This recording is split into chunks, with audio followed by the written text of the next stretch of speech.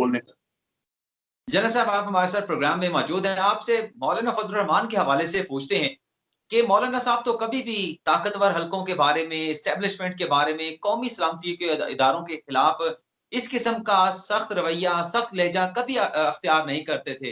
लेकिन क्या वजह है कि मौलाना फजल रहमान जो आपका एक बड़ा मतलब ताकतवर हलकों का मोहरा होते थे, आजकल वो भी बड़ी सख्त जो है वो ज़बान इस्तेमाल कर रहे हैं, आर्मी चीफ को टारगेट कर रहे हैं, फौज को टारगेट कर रहे हैं, कोर कमांडर पेशावर को टारगेट कर रहे हैं। तो इसकी क्या वजह है? एकदम पलटी जो मारी है मौलाना फजल रहमान साहब ने, इसकी क्या वजह है? देखिए, मैं 2 चीज़ें देखता हूँ। पहले इलेक्शन से ये मसला हुआ और फ़ौज को तो वापस रिएक्ट करना चाहिए था, कहना चाहिए था कि जनाब हम खुद तो नहीं आए थे इलेक्शन कराने के लिए। ये तो इलेक्शन कमीशन ने बुलाया, अगर आपको इतराज़ था उस वक़्त आप इतराज़ करते। इलेक्शन कमीशन को कहते कि ना करें। लेकिन उसका उस वक़्त नहीं कहा। नतीजा बाद में ये निकला है कि मौलाना असेंबली से बाहर रह गए। तो वो पहले दिन से इस सिस्टम को तोड़ना चाहते थे। अब ये कि मछली जब पानी से बाहर रह जाए तो आप उसका हाल देखिए, आपको पता है। आप बड़ा ये मशहूर है जुमला, माहिए बेआब। तो मौलाना की हालत है माहिए बेआब वाली। तो ये तड़प रहे थे, कभी फौज पे इल्जाम, कभी कुछ, कभी कुछ, कभी ये नालायक हैं जी, कभी ये बुरे हैं। और in any case Imran Khan के साथ उनकी जाती दुश्मनी थी। इमरान खान बड़ी दफा उनको मौलाना डीजल और पता नहीं क्या क्या कहता था। ये चीजें तो इनकी चलती थी, लेकिन वो फौज को भी मुर्द इल्जाम ठहराने शुरू हो गए, क्योंकि उन्होंने कभी भी किसी भी इनमें से कोई किसी के अंदर इतनी इखलाकी जुर्रत नहीं है कि जब इलेक्शन हारे तो अपने अंदर झांकें कि हम क्यों हारे, हमने क्या अवाम के लिए कुछ किया था जो अवाम हमें वोट देते। वो नहीं कभी करेंगे। इनका एक ही होता है कि किसी के ऊपर इल्जाम डालना। ये सारे जितने भी इलेक्शन आज दिन तक हुए हैं, आप उनकी तारीख निकाल के देखें। तो एक तो ये चीज।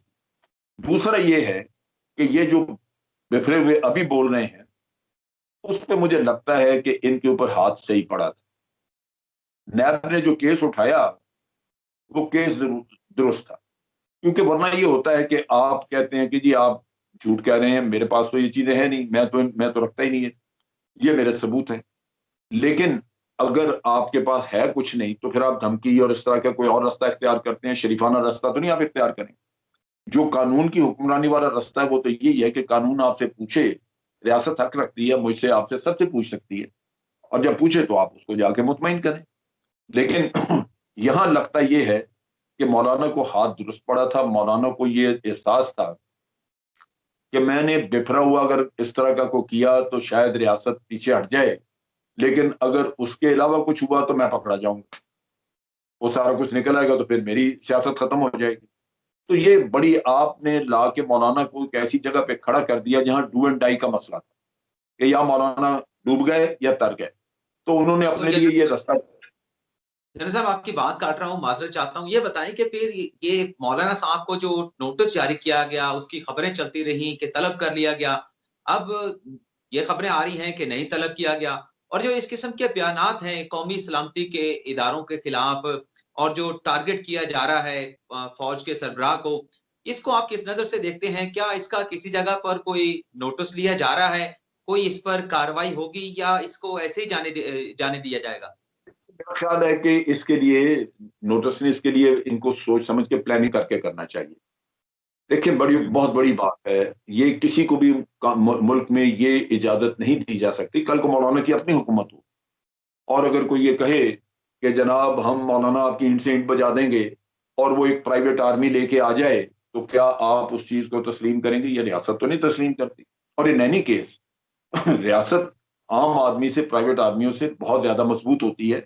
लेकिन ये लाजमी बात है कि रियासत को हमेशा ख्याल होता है कि ये प्राइवेट आर्मी में जो लोग हैं वो भी हमारे ही हैं। ये अगर गुमराह कर दिए किसी ने तो ये मारे ना जाए, इनके साथ ज्यादती ना हो। तो वो रियासत हमेशा एक बड़ा सूझबूझ का रास्ता इख्तियार करती है। अब इनकी ताकत क्या है? इनके मदरसे। सबसे पहले तो रियासत को ये मौलवियों से मदरसे वापस लेने चाहिए। किसी भी मोलंटे के पास ये, किसी भी मौलवी के पास ये मदरसे नहीं होने चाहिए, क्योंकि ये सारे उसका नाजायज इस्तेमाल कर, मदरसों के स्टूडेंट इनके पास पढ़ने जाते हैं, ये उनको प्राइवेट आर्मी के तौर पर इस्तेमाल करते हैं, जिसकी वजह से इंतशार है मुल्क में।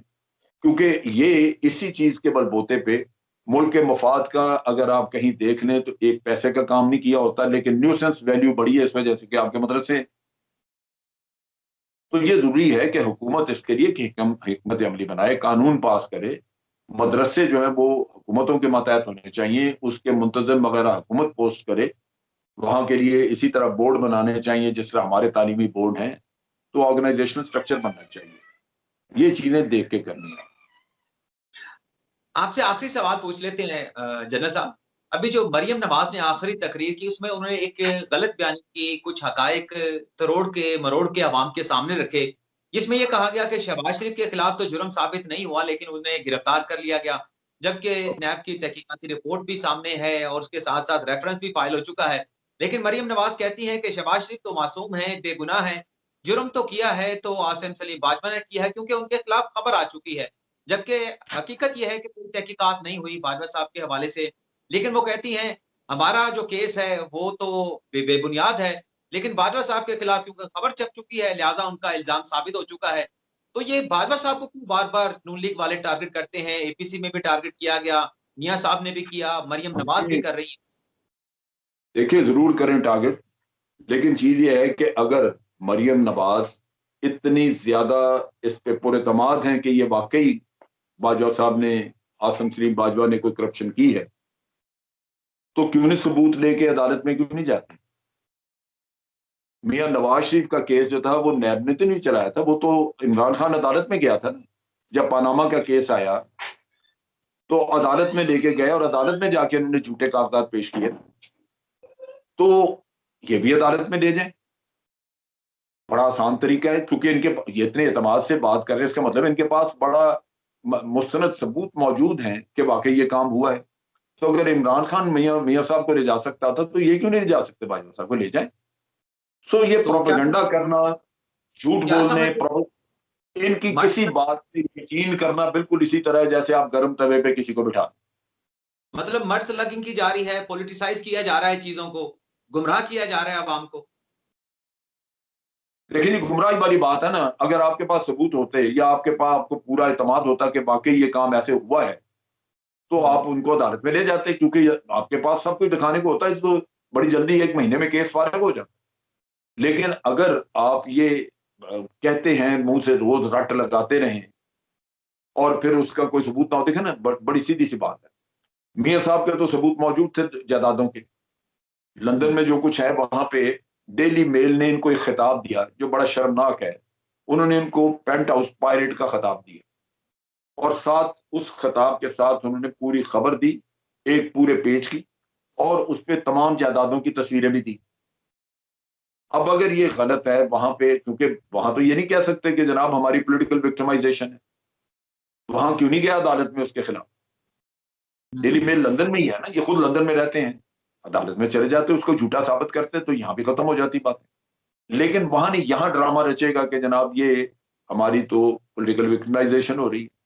इसी तरह अगर मैं बाजवा साहब से पूछूं तो वो भी ये कहेंगे कि जी चूंकि ये जेर अताब हैं, इन्होंने खुद करप्शन की हुई है, तो मुझ पर इल्जाम डाल रहे हैं।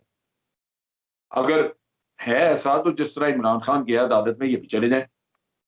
बिल्कुल, ये तो अब खान ये साहब ने भी कहा, चले जाएँ आप। हुकूमत भी कह रही है चले जाएँ, बाजवा साहब भी कहते हैं चले जाएँ। अगर मुझे बुलाया जाएगा किसी फोरम पर मैं जवाब दूँगा। बिल्कुल, मैं तो वो ये कह रहा हूं कि देखे ना, मैं खुद बैठ के आसिम सलीम बाजवा की सफाई पेश नहीं कर रहा, ना मैं कर सकता हूं, क्योंकि मुझे ना मेरे पास कागजात है, ना मुझे पता है कि क्या हुआ। लेकिन मैं हुँ। तो एक असूली बात कर रहा हूं। मुझे मियां साहब के भी पनामा वाले कागजात मैंने नहीं देखे हुए थे, मेरे पास नहीं थे। लेकिन इमरान खान अदालत में गया ना, उसने पिटीशन दायर की, आप भी कर दे। आपके पास एक रास्ता मौजूद है और एक नजीर मौजूद है, एक मिसाल मौजूद है, आप क्यों नहीं करते? तो सर आप चलें, आखिरी सवाल तो मेरा हो चुका है। जाते-जाते ये बता दें कि क्या ये सिलसिला अब इसी तरह से चलता रहेगा? कौमी सलामती के इदारों को, रियासती इदारों को टारगेट किया जाता रहेगा और कोई एक्शन नहीं होगा कि बस इसी तरह से ये मामला चलते रहेंगे?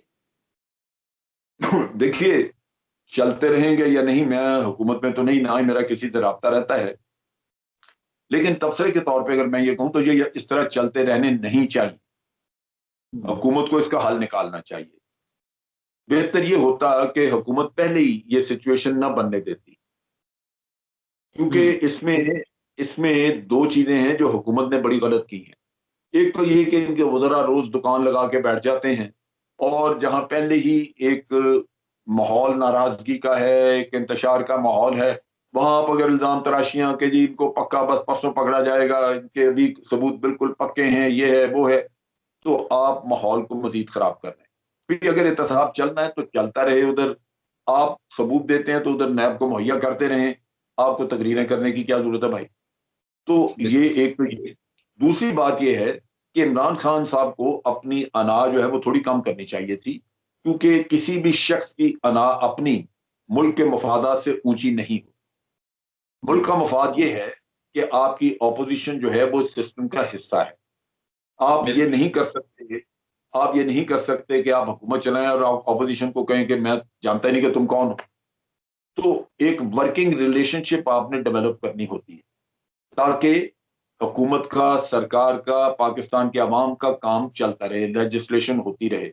बाकी कानूनी मसले हैं, मुकदमे हैं, तहकीकात हैं, नैब ने वो चलती रहें। उसको आपको बताना चाहिए कौम को कि देखें, मेरा उससे वास्ता नहीं, वो चल रहा है। हमें जो नैब मांगेगा, सहूलत मांगेगा, कोई कागजात मांगेगा, हम देंगे, क्योंकि हम चाहते हैं कि ये काम हो। लेकिन हमारी प्रायोरिटी ये है कि पार्लियामेंट चले, पार्लियामेंट के अंदर कवानीन बने, मुल्क के मसाइल डिस्कस हों। लिहाजा मैं वेलकम करता हूं ऑपोजिशन को। वो करप्ट होंगे जो भी है, लोगों ने इलेक्ट करके आज भेज दिया, वो वहां मौजूद है, आपको उनसे काम लेना है। लिहाजा आपको चाहिए था कि शहबाज शरीफ से भी हाथ मिलाते, जरदारी से भी मिलाते। वो आपको बुरा भला कहते हैं, कहते रहे, लोग उनको बुरा कहते हैं। आज आप रूठ के एक तरफ बैठे हुए हैं अपनी अना को अपने कंधों पे रख के, तो सफर नुकसान